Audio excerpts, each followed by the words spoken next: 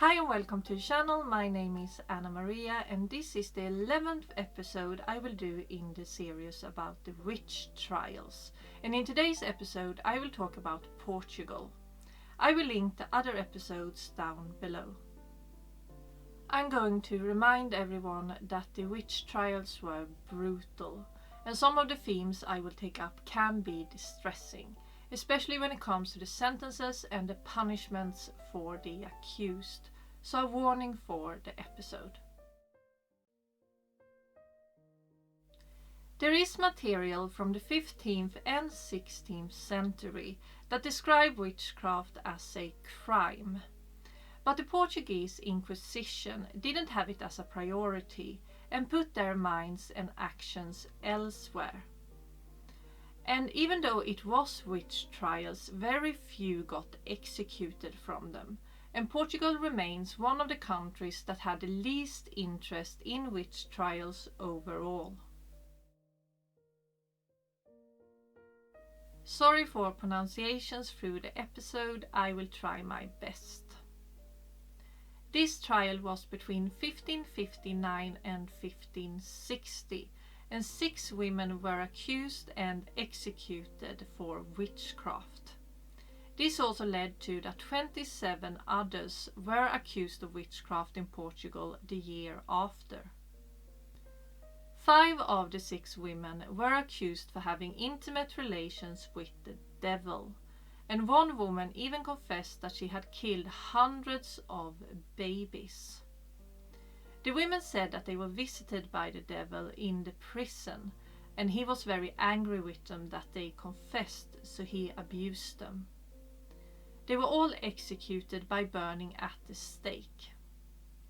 The other 27 accused that I mentioned before were either tortured or banished from the country. Louis was a fortune teller, occultist and healer, and it was said that he gave magical favors for money and that he could heal the ill. He was quite successful at this and he could make a living out of it.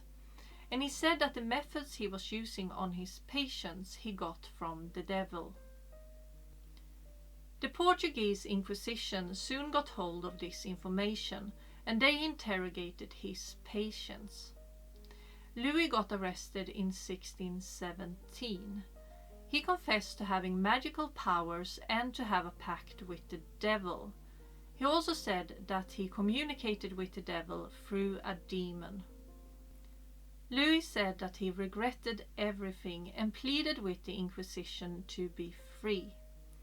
They decided to not give him the death sentence, but they took everything he owned, and he was forced to abide by the church. In 1621, he was freed from everything, but he was warned that if he did anything like this again, he would face execution. That didn't stop Louis from going back to his old life and into his old profession again. So in 1625 he was arrested and sentenced to death. He was burnt alive in 1626. Between 1626 and 1744, 818 people were charged for witchcraft, but only 4 death sentences were made, and only 1 person was executed, and that was Louis de la Peña.